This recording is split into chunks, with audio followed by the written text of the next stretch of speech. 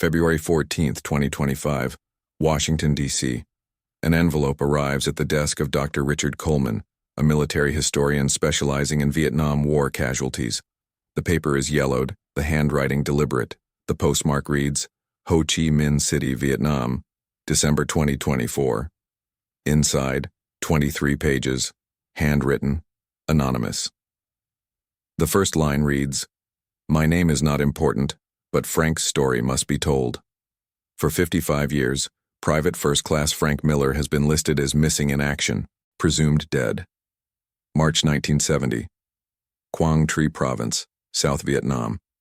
His name is etched on panel 12W, line 76 of the Vietnam Veterans Memorial in Washington. His family mourned him. His mother died, never knowing what happened to her son. His sister spent decades searching. But Frank Miller didn't die in 1970. He lived, in secret, in Vietnam, for 54 more years. This letter, written by someone who signs only as Friend X, reveals everything. Frank's childhood in small-town Pennsylvania. His deployment to the jungles of Vietnam. The night that changed everything, the accident, the choice. And the silent, penitent life he lived until his death in August 2024. The letter is divided into two parts. The first, Frank's own words, his memories, shared over decades with the writer. The second, observations from Friend X himself, documenting a man trying to atone for a sin he could never undo. Some men came home from Vietnam broken. Others never came home at all. Frank Miller never left, and the reason why has remained buried for over half a century. Until now. This is his story, told through the words of a friend, delivered 55 years too late. Let's begin. The letter begins. Frank told me he was born in the autumn of 1948 in a small town called Carbondale, Pennsylvania. Coal country, the kind of place where everyone knew everyone, where fathers worked underground and mothers kept the home fires burning. His father, Joseph Miller, had served in Korea, came back quiet, distant but proud. His mother, Margaret, taught third grade at the local elementary school. Frank had one younger sister, Anna. He loved her fiercely. Frank grew up in the shadow of American exceptionalism, the 1950s, Eisenhower, the Cold War, duck and cover drills.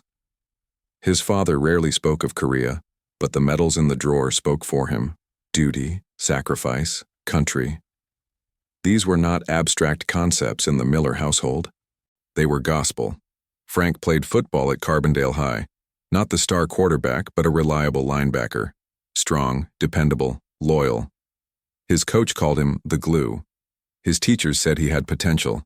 He dreamed of becoming a history teacher, maybe coaching on the side. Small dreams. Honest dreams. But 1968 arrived like a storm. The Tet Offensive shattered American confidence in Vietnam. Protests erupted on college campuses. The draft became a lottery of fate. And in November 1968, Frank Miller's number was called. He was 20 years old. Frank said he remembers the day the letter came. The letter continues. His mother cried. His father nodded solemnly, said it was his turn to serve. Anna, 16 at the time, asked if he was scared. He lied. Said no. The truth? Frank was terrified. To understand Frank's fear, you must understand the reality of the draft in 1968. The Selective Service system conscripted over 300,000 young men that year alone. College deferments protected the affluent. Medical exemptions shielded the connected. The draft disproportionately pulled from working-class towns like Carbondale, sons of coal miners, sons of factory workers, sons whose families couldn't afford lawyers or doctors willing to fabricate diagnoses. Frank didn't run, didn't protest, didn't flee to Canada like thousands of others. He reported to Fort Benning, Georgia, in January 1969. Basic training, jungle warfare school, psychological conditioning designed to transform civilians into soldiers, designed to make killing instinctive. He told me the training was brutal, Friend X writes, not just physically, mentally. They taught him to see shadows as threats, to shoot first, to trust no one outside his unit. They taught him that hesitation meant death. By December 1969, Frank was deployed. Destination: South Vietnam. The letter describes his departure. He wrote to Anna before he left, told her he'd be home by Christmas 1970, told her not to worry. He tucked a photograph of his family into his helmet liner. He boarded the plane. He was 21 years old. Context is crucial here. By 1970, over 475,000 American troops were stationed in Vietnam. The war had become America's longest and most controversial conflict. Public support was eroding. Soldiers were being sent into a meat grinder with no clear objective, no end in sight. The average age of a U.S. combat soldier in Vietnam was 19. Frank, at 21, was considered old. They called it the Teenage War. Frank arrived at Tan Son Nhut Air Base outside Saigon in January 1970. The letter paints the scene. He said the heat hit him like a wall. The humidity made it hard to breathe. The smell, fuel, sweat, rot, was overwhelming. Helicopters roared overhead. In the distance, artillery rumbled like thunder. He was assigned to the 1st Infantry Division, the Big Red One, stationed near Quang Tri Province in Ai Corps, the northernmost military region of South Vietnam, bordering the DMZ and North Vietnam. This was not the glamorous war of Hollywood films. This was mud, leeches, booby traps, and an enemy that melted into the jungle. Frank said the first week, he couldn't sleep, the letter recalls. Every sound was a threat, the rustling of leaves, the snap of a branch. He learned quickly. Trust your instincts, stay alert, and never ever relax. He made friends. One in particular, Private First Class Tommy Evans from Amarillo, Texas. Same age, same background, same fear hidden behind bravado. They became inseparable, shared rations, shared guard duty, shared the unspoken bond of men who know they might die together. Frank said Tommy was like a brother, Friend X writes. The brother he never had. This detail, this friendship, is the foundation of everything that follows. Because 3 months later, Tommy Evans would be dead, and Frank Miller would pull the trigger. Frank described Vietnam as a place designed to break men, the letter continues, not just through combat, through the environment itself. January 1970, Quang Tri Province. The monsoon season was ending, but the jungle remained soaked. Everything was wet. Boots never dried. Skin developed fungal infections. Gear rusted. Rifles jammed. The heat during the day was oppressive. The cold at night unexpected. Mosquitoes swarmed. Leeches clung to skin. Snakes hid in the underbrush. And everywhere, the enemy was invisible. To understand Frank's experience, context is essential. By early 1970, the U.S. military strategy in Vietnam was collapsing under its own contradictions. Search and destroy missions had failed to break the Viet Cong or North Vietnamese army. The Ho Chi Minh Trail kept supplies flowing south. Pacification programs alienated rural villagers. Body counts became the metric of success, incentivizing reckless aggression. Meanwhile, morale among American troops was deteriorating. Drug use was rampant. Racial tensions flared. Fragging, soldiers killing their own officers, was becoming disturbingly common. Trust eroded. Soldiers stopped believing in the mission. Frank's unit was tasked with patrolling the jungle, seeking enemy movement, securing villages, and interdicting supply routes. The letter describes a typical day. Wake before dawn, gear check. Move through the jungle in single file. Watch for tripwires. Watch for snipers. Watch for punji pits. Stop, rest, move again. Set up night defensive positions. Sleep in shifts. Repeat. The psychological toll was immediate. Frank wrote letters home, but they were heavily censored. He couldn't tell his mother that he'd seen a fellow soldier step on a mine, couldn't describe the body parts in the trees. He couldn't tell Anna that he'd started flinching at every sound, that he'd stopped sleeping more than 2 hours at a time. He said the worst part wasn't the firefights, Friend X writes. It was the waiting, the constant tension, knowing that at any moment the jungle could erupt. The geography of Iroquois compounded the danger. Quang Tri province sat just below the DMZ, the so-called demilitarized zone that was anything but. North Vietnamese forces regularly crossed into the south. The jungle was dense, triple canopy rainforest in places, making air support difficult and ambushes easy. The terrain was mountainous, crisscrossed by rivers and ravines. Visibility was often less than 10 meters. Frank said you learned to navigate by feel, the letter recalls. By sound. You memorized the difference between the rustle of wind and the rustle of movement. You learned to smell the enemy, cigarette smoke, cooking fires, even body odor. Your life depended on these instincts. And then there were the civilians.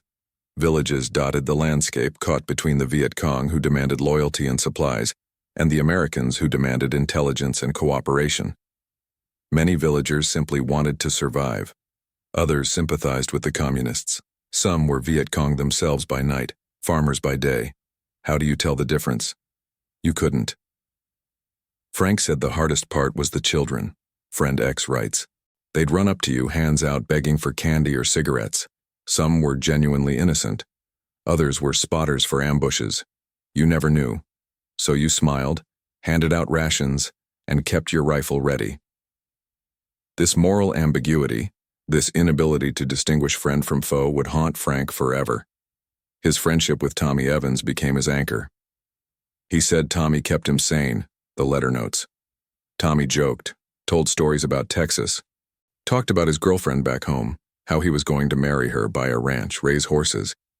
Tommy made the war bearable. They were together on February 18, 1970, when their platoon walked into an ambush near the village of Cam Lo. The letter describes it. Automatic fire erupted from the tree line. Men dropped. Chaos. Screaming. Frank hit the dirt. Returned fire. The firefight lasted 11 minutes. Felt like hours.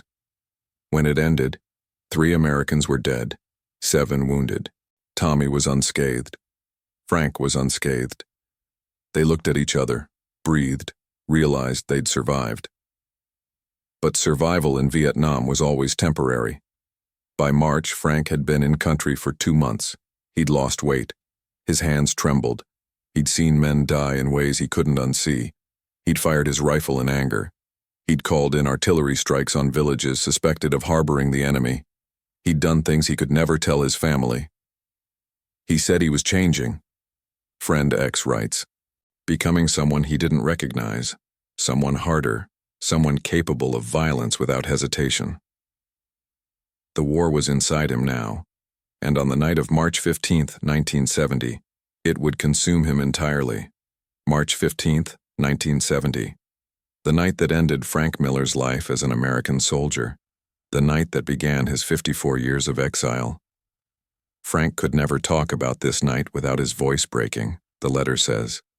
Even decades later, even when he'd told the story 100 times, it never got easier.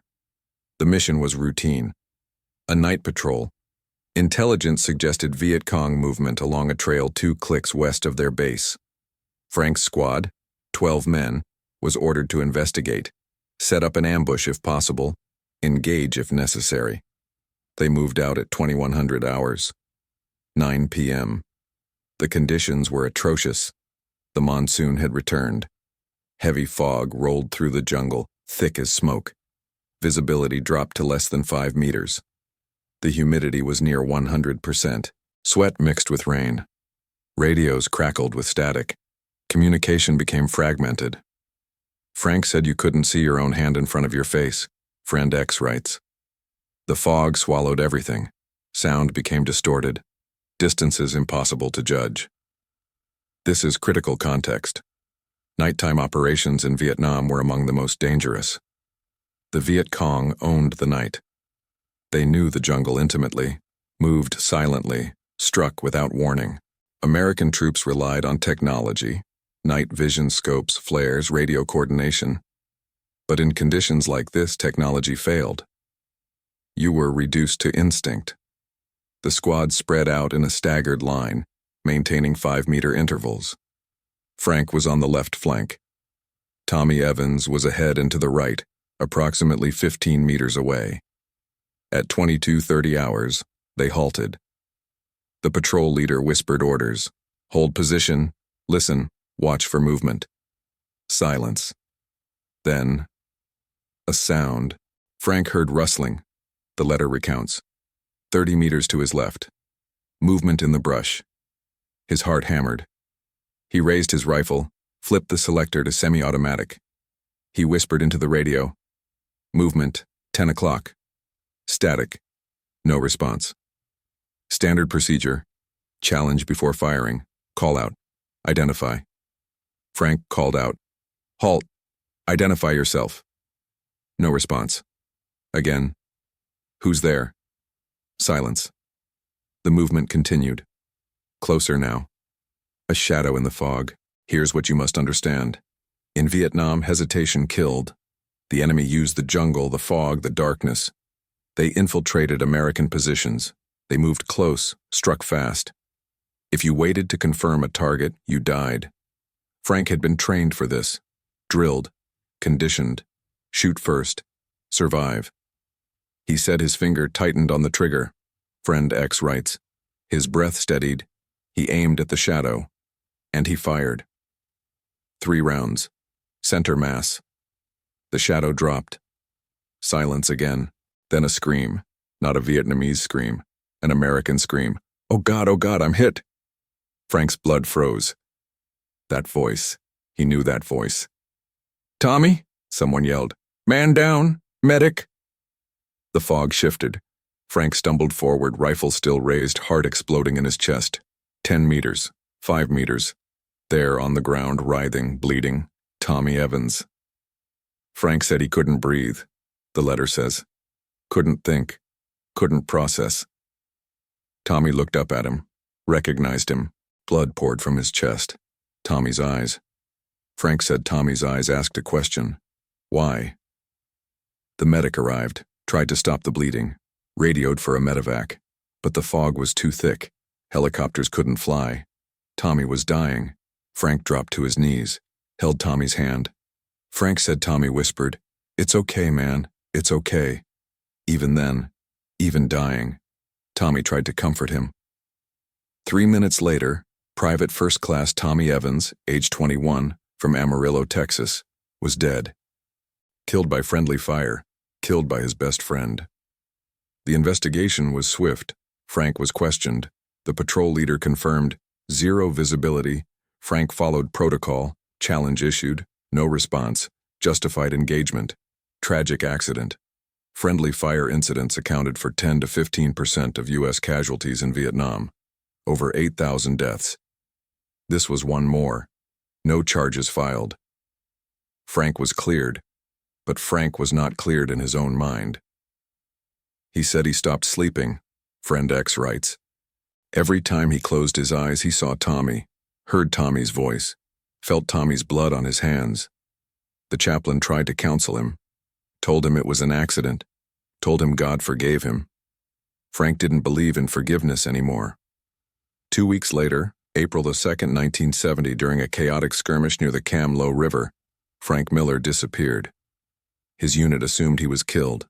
His body never recovered. Another name added to the MIA list. But Frank wasn't dead. He'd walked away. Into the jungle. Into exile. Into a life he would spend 54 years trying to redeem. Frank told me he didn't plan it, the letter says. Not consciously. But in the days after Tommy's death, something inside him broke. He couldn't imagine going home. Couldn't imagine looking Tommy's mother in the eye. Couldn't imagine attending the funeral, shaking hands, accepting condolences. I'm sorry for your loss. What does that even mean when you're the one who pulled the trigger? April 2nd, 1970. Frank's unit was engaged in a firefight along the Cam Lo River. North Vietnamese forces had ambushed a supply convoy. Frank's platoon was sent to reinforce. Chaos. Smoke. Explosions. Men running, shouting, firing blindly into the tree line. In the confusion, Frank made a choice. He turned, walked into the jungle, and didn't look back. He said he took only what he could carry. Friend X writes, His rifle, a canteen, a few rations, his dog tags, he buried those under a tree. He wanted to be dead. Officially, completely, he couldn't go home. So home had to believe he was gone. Let's be clear about what Frank did. He deserted. Under the Uniform Code of Military Justice, desertion during wartime is punishable by death. Even lesser charges, absence without leave, carried decades in military prison, dishonorable discharge, lifelong stigma. But Frank wasn't thinking about military law. He was thinking about Tommy's face, Tommy's blood, the weight of a guilt so crushing he couldn't breathe. He said he walked for 3 days. The letter continues.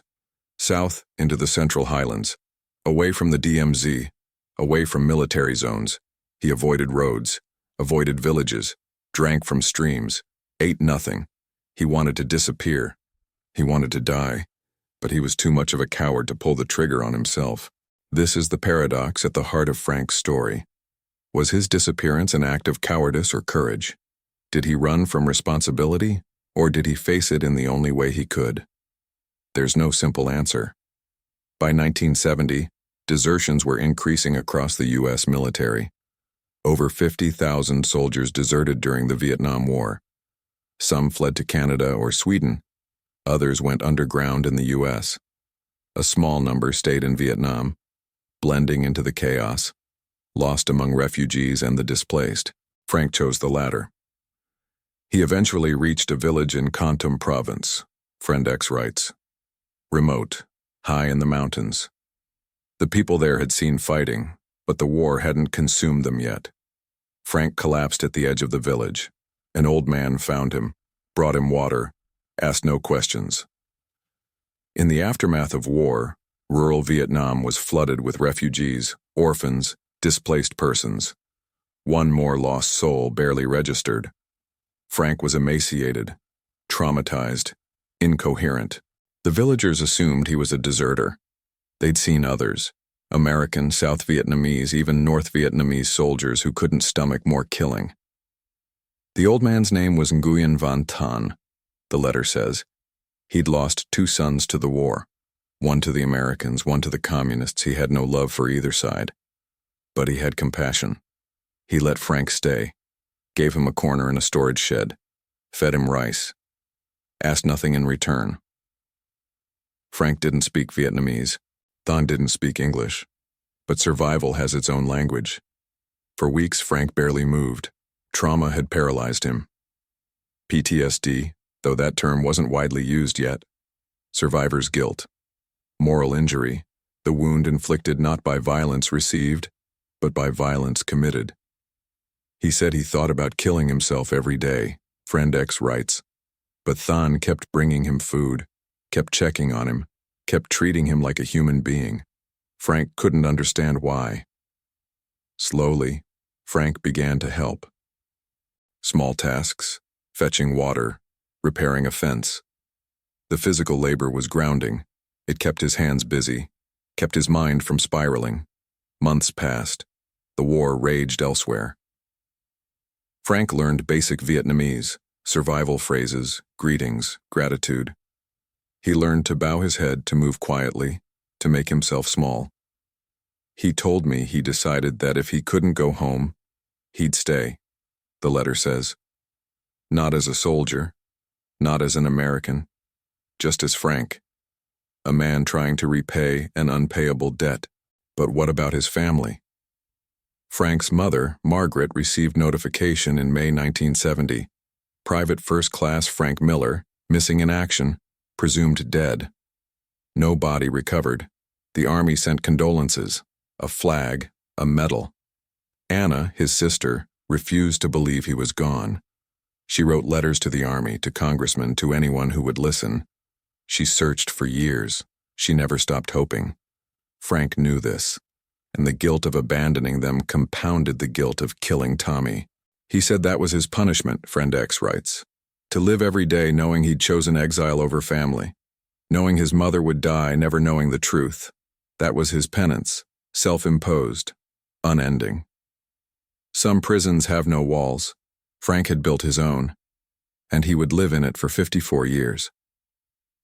Frank told me the first years were the hardest, the letter continues. Not physically, though life in rural Vietnam was brutal, but mentally. Every day he woke up and had to choose to keep living. Every day he had to justify his existence. By 1971, Frank had established a fragile routine. He worked odd jobs in and around the village, repairing tools, helping with harvests, hauling water. He lived in the shed Tan had given him. He ate sparingly. He spoke little. The villagers called him Ong Mai, the American. Some were suspicious. Others pitied him. Most simply accepted him as another casualty of the war, a ghost among many. To understand Frank's survival, you must understand rural Vietnam in the early 1970s. The war was intensifying. American forces were drawing down under Nixon's Vietnamization policy, but the bombing intensified. Operation Linebacker, arc light strikes.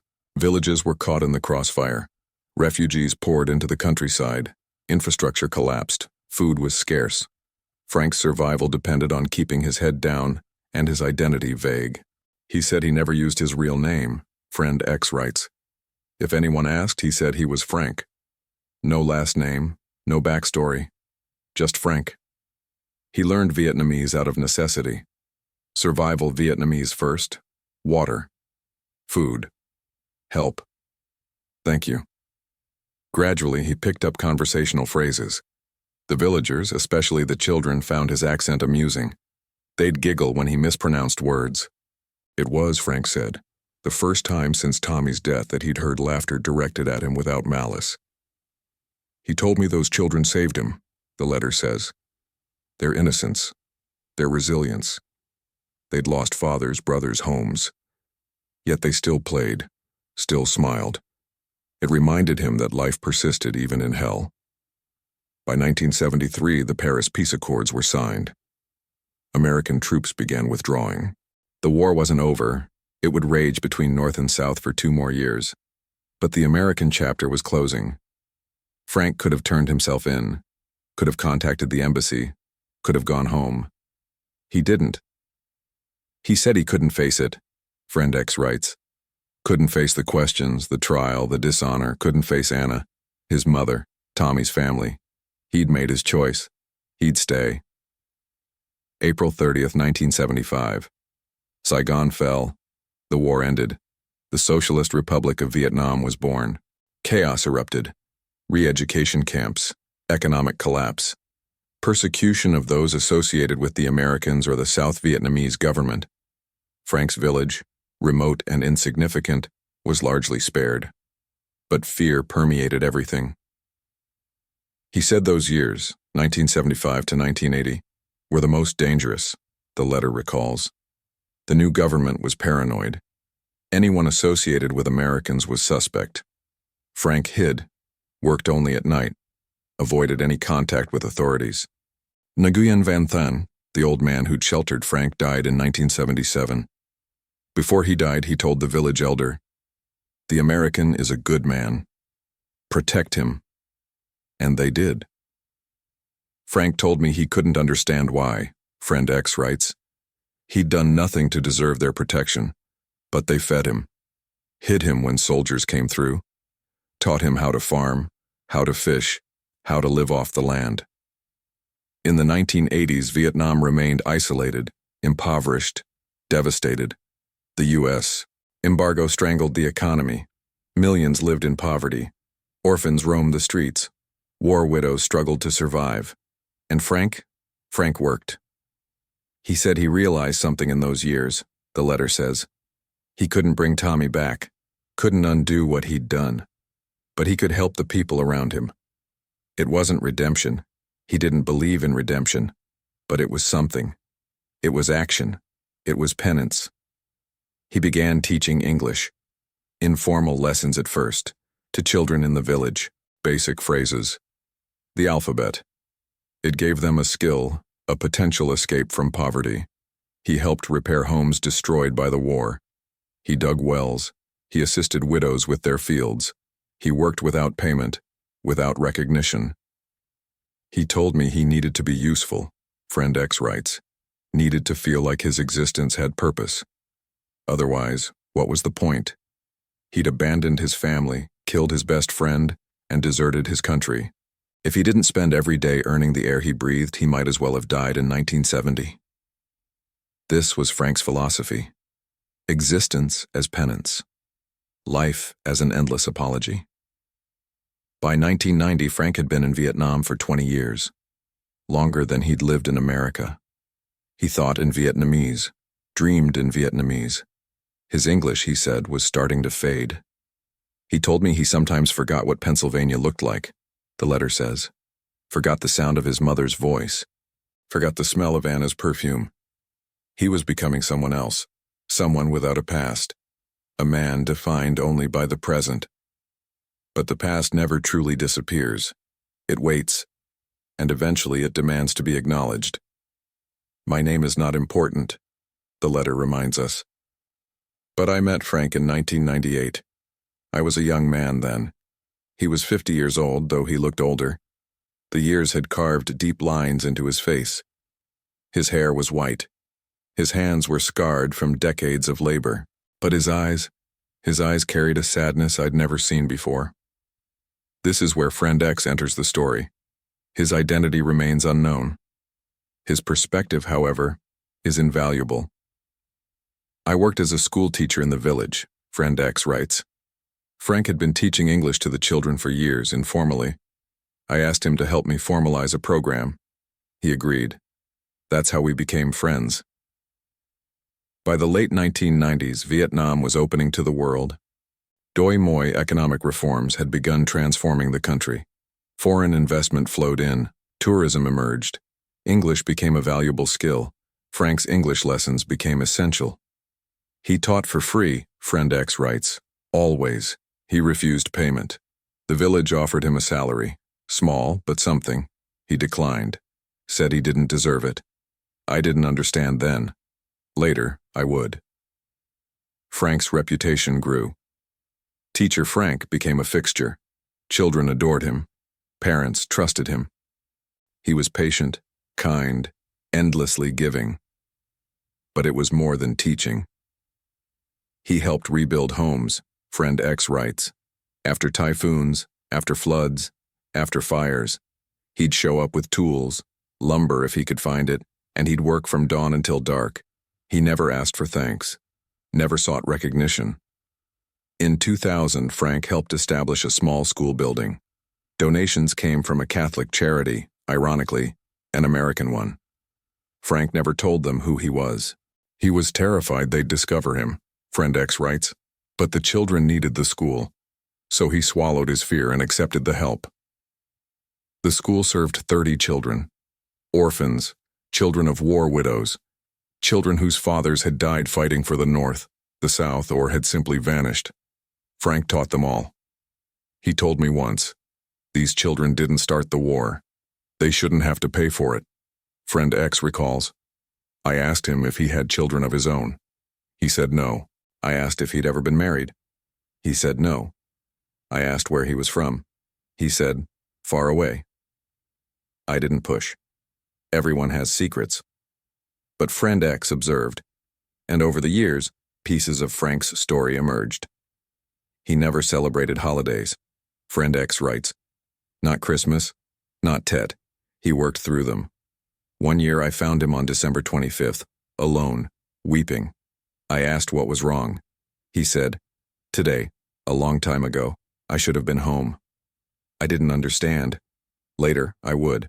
Frank also worked with victims of Agent Orange. Vietnam is still grappling with the legacy of chemical warfare. Over 3 million Vietnamese were exposed, and birth defects persist across generations. He spent hours with the disabled children, Friend X writes, helped their families, carried water, fed them, bathed them, work that most people wouldn't do. He did it without hesitation. Why? What drove Frank to give so much?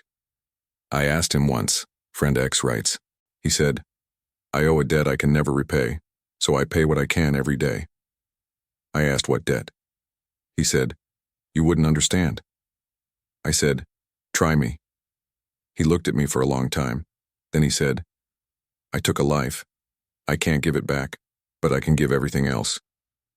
I asked whose life. He said, a friend. I asked how. He said, stupidity, fear, fog. Then he walked away. That was 2005. Friend X didn't ask again, but he understood enough. Frank was haunted. The years passed. Frank aged. His health declined, but his work didn't. He helped dig wells, Friend X writes. Clean water saves lives, he knew that. He helped build a clinic. Basic but functional. He convinced a visiting doctor to stay to serve the village.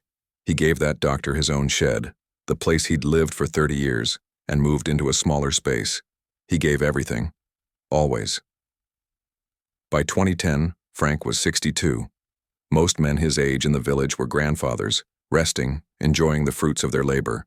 Not Frank. He told me once, I don't get to rest, Friend X writes. Rest is for people who've earned it. I said, you've earned it. He shook his head.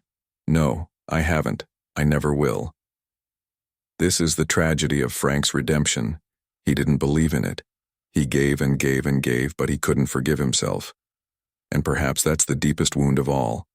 Not the harm we inflict on others, but the harm we inflict on ourselves, the refusal to accept grace. Frank's life became a testament to that wound. And the village, without fully knowing why, loved him for it. In 2012, Frank told me the truth.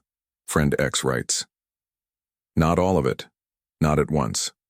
But piece by piece over the course of 2 years he shared his story, and I understood why he'd lived the way he had. It began one evening. Frank, now 64, was sitting outside his small home, staring at the mountains. Friend X brought him tea. They sat in silence. Then Frank spoke. I killed my best friend. Friend X writes. I didn't know what to say. I waited. Frank continued. March 15th, 1970, a night patrol. Fog. I heard movement. I called out. No answer. I fired. It was Tommy. He died in my arms. The floodgates opened. Over the following months, Frank shared everything. His childhood, his deployment, the accident, his desertion, his decades of hiding. He said he'd carried this secret for 42 years, Friend X writes. Never told anyone. He said the weight of it was crushing. But he couldn't tell anyone because telling meant risking exposure, arrest, deportation. And he couldn't leave. Not until he'd done enough. Not until the scales were balanced. But the scales could never be balanced. He talked about his family, Friend X writes. His mother, Margaret, died in 1989. She died believing her son was dead. Frank knew this. He'd seen an old newspaper. Someone had left it in the village, lining a box. There was an obituary. Margaret Miller, survived by daughter Anna.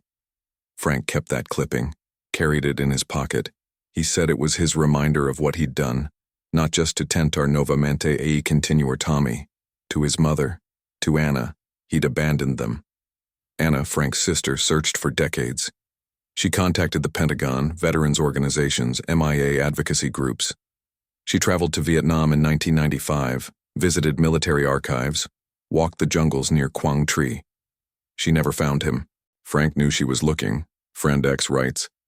In the early 2000s, someone in the village mentioned an American woman asking about missing soldiers.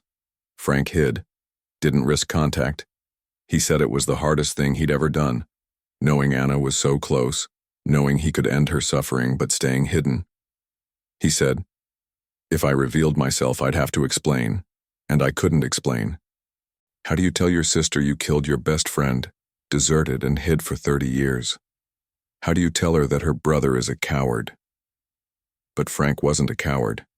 Or perhaps he was both coward and hero. Human contradictions wrapped in a single life. The psychological toll was immense. Frank suffered what we now recognize as complex PTSD, layered trauma from combat, moral injury, prolonged isolation, and unresolved grief. He had nightmares. Friend X writes, I'd hear him sometimes crying out in his sleep, Tommy's name, I'm sorry, I'm sorry, I'm sorry, over and over. March 15th, the anniversary of Tommy's death, was unbearable for Frank. Every year he'd disappear into the jungle for 3 days, alone, fasting. Friend X followed him once. He was kneeling in a clearing, friend X writes, talking to someone who wasn't there, saying, "I've tried, Tommy. I've tried to make it right. I've helped hundreds of people. I've given everything. But it's not enough. It'll never be enough. I'm so sorry." He wept like a child. I left before he saw me. I couldn't intrude on that grief. Frank also carried guilt about his family's ignorance. He said his mother deserved to know he was alive, friend X writes. Anna deserved closure, but he was too ashamed, too afraid. He said, "I chose my punishment over their peace. That makes me selfish. That makes me a coward." And Tommy's family? Frank never contacted them, never sent an anonymous letter, never offered explanation or apology. He said he couldn't, friend X writes. What would he say? "I killed your son, but it was an accident. I'm sorry, but I've been living in Vietnam for 40 years. There's no version of that conversation that doesn't make it worse. This is the moral complexity at the heart of Frank's story. He devoted his life to helping others, but he couldn't bring himself to give his own family the truth. Was that selfless or selfish? Protective or cowardly? Perhaps it was both. By 2015, Frank was 67. His health was declining. Arthritis, chronic back pain from decades of manual labor, early signs of heart disease. I told him he should slow down, friend X writes. He refused. Said, "The day I stop working is the day I stop having a reason to breathe." Frank's philosophy had calcified. Existence equals service. The moment he stopped giving, he lost his justification for living. He told me once, "I don't deserve rest. I don't deserve peace." Tommy didn't get to grow old. He didn't get to marry his girlfriend, raise kids, watch sunsets. He got a bullet in the chest at 21. So I don't get to retire. I don't get to relax. Every day I wake up is a day Tommy didn't get. I owe him those days. I owe him everything. This is survivor's guilt at its most extreme. The belief that survival itself is a theft. In 2018, Vietnam and the United States normalized relations. American tourists flooded in. Veterans returned seeking closure, reconciliation. Frank watched from a distance. He saw American veterans visiting memorials, shaking hands with former enemies, crying, embracing. Friend X writes. He said, "They get to heal. They get to move on. I don't, because I ran. I forfeited that right." But did he? That's the question friend X poses. I asked Frank, what if forgiveness isn't something you earn? What if it's something you accept? He said, "Then I'm beyond forgiveness, because I can't accept what I don't deserve." Therein lies the tragedy. Frank spent 50 years trying to earn something that couldn't be earned, only accepted, and he never could. The weight of silence crushed him. The weight of guilt defined him, and the weight of love, for Tommy, for his family, for the people he helped, sustained him, until the very end. Frank's final years were marked by physical decline but relentless purpose, friend X writes. He was determined to keep giving until his body gave out. By 2020, Frank was 72. COVID-19 swept the globe. Vietnam, despite its challenges, managed the pandemic relatively well. But rural villages suffered. Supplies were scarce. Medical access limited. Frank mobilized. He organized distribution of masks, soap, clean water, friend X writes. He checked on the elderly, the immunocompromised, the isolated. He was 72, himself at high risk, but he didn't stop. I begged him to rest. He said, "People need help. That's all that matters." Frank contracted COVID in late 2020. Mild case, but it weakened him. His heart, already fragile, struggled. The doctor told him to stop working, friend X writes. He ignored it. By 2021, he could barely walk without pain. But he still taught, still visited the children, still repaired what was broken. In 2022, the village held a ceremony honoring Frank's contributions. They named the school after him, Frank Miller Community School. He wept when they told him, friend X writes, said he didn't deserve it. The village elder said, "You've given us 30 years. We're giving you this." Frank accepted, but he told me later, "They don't know who I really am. If they knew, they'd take it back." But would they? Friend X doesn't think so. The village knew Frank was running from something, he writes. We're not naive. But we judged him by his actions, not his past. He'd earned our respect, our love. Still, Frank couldn't shake the guilt. In early 2024, Frank's health deteriorated rapidly. Heart failure. The doctor said he had months, maybe weeks. He asked me to sit with him, Friend X writes. He said, "I need to tell someone the whole truth before I die, and I need you to do something for me." Frank spent 3 days recounting his entire life. Friend X recorded it, not literally, but committed it to memory, then to paper. He told me everything, Friend X writes, his childhood, Tommy, the night he died, the desertion, the decades of hiding, the guilt, the love, the regret, everything. When he finished, he said, "Now you know what kind of man I really am." I said, "I always knew. You're a man who made a terrible mistake and spent his entire life trying to atone for it." Frank then made his request. "Write it down. After I'm gone, send it to someone who'll understand. Tell them my story. Tell them I'm sorry. Tell Anna I loved her. Tell Tommy's family. Tell them I'm sorry. Tell them I tried to make it right." Friend X promised. August 17th, 2024. Frank Miller died in his sleep. He was 76 years old. I was with him, Friend X writes. His final words were, "Tommy, I'm coming. I hope you can forgive me." The village held a funeral. Over 200 people attended. Children he'd taught, now adults with families of their own. Widows he'd helped, men whose homes he'd rebuilt. They wept. They told stories. One woman said, "Teacher Frank saved my son's life. We had no money for medicine. Frank paid, never asked for repayment, just said, 'Children matter.' My son is 20 now. He's a teacher because of Frank." A man said, "Frank taught me English.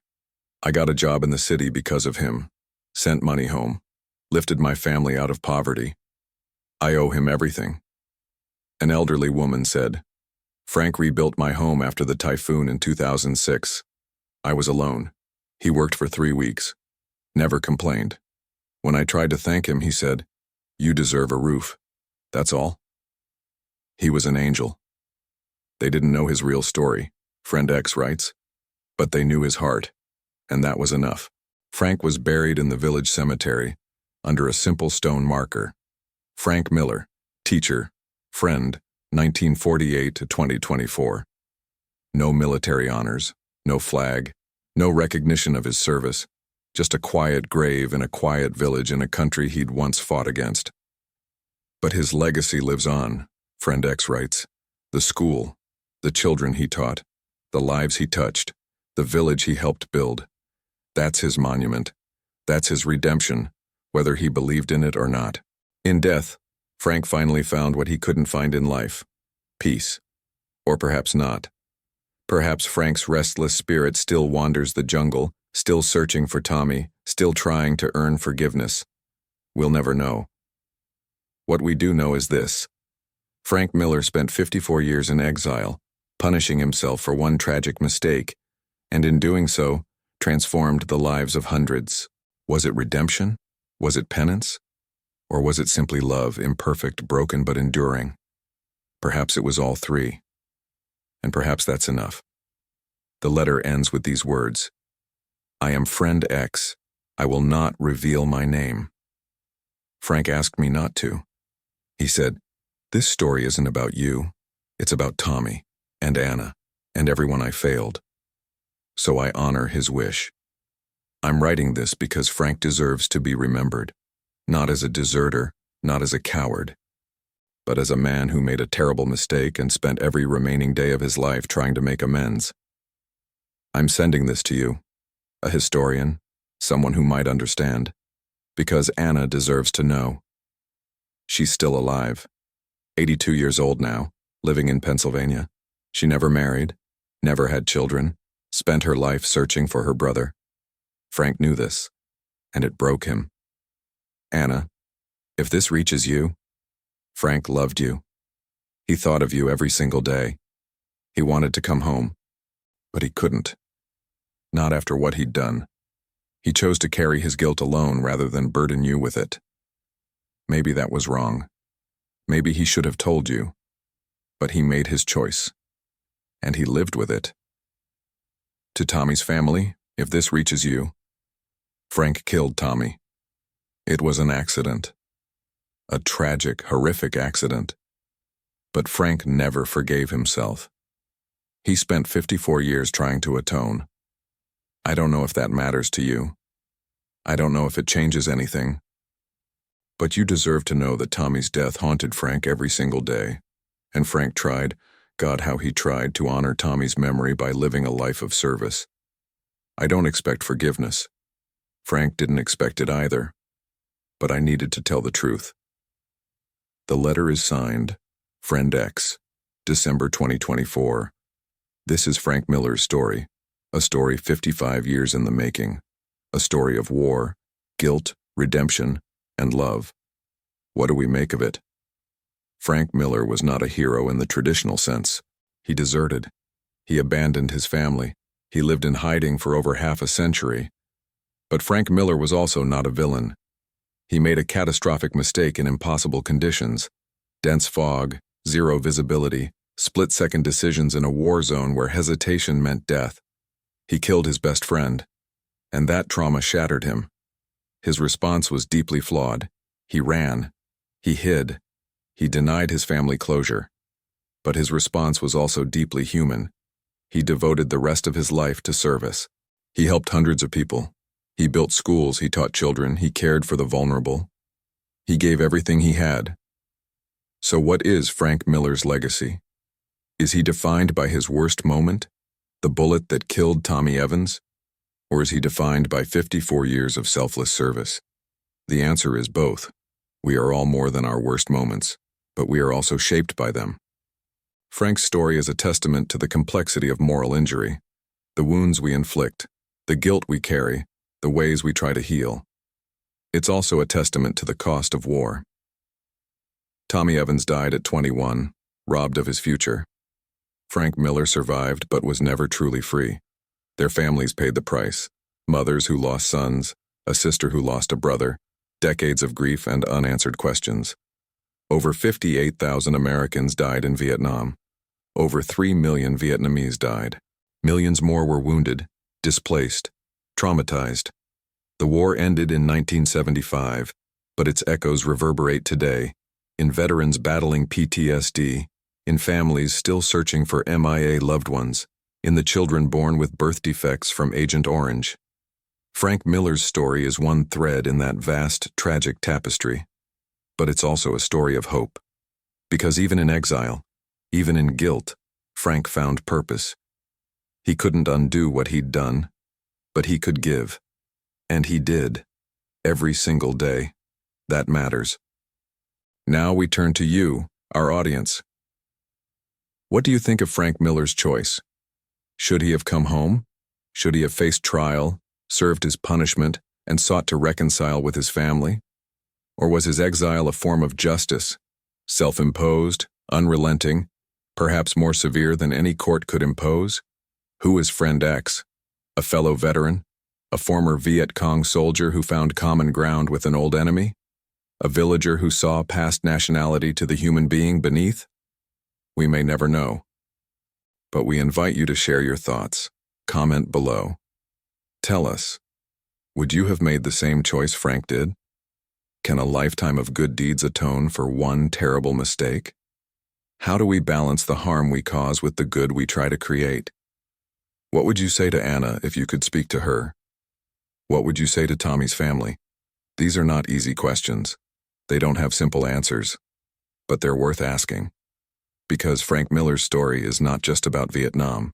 It's about all of us. About the mistakes we make, the guilt we carry, the ways we try to repair what's broken. Frank Miller spent 54 years trying to earn forgiveness. Perhaps the lesson is this: forgiveness cannot be earned. It can only be given or accepted. Frank never accepted it, and that may be the greatest tragedy of all. Rest in peace, Frank Miller, 1948-2024, teacher, friend, exile, human, and Tommy Evans, 1948-1970, gone too soon, never forgotten. This is the story of Frank Miller. After 55 years, the truth is finally told. Thank you for watching. Please share this story. Please remember these names, and please, in the comments below, let us know. What do you think? Who could Friend X be? History is not just dates and battles, it's people, it's choices, it's consequences. This was one man's story. There are millions more. We'll keep telling them. Until next time.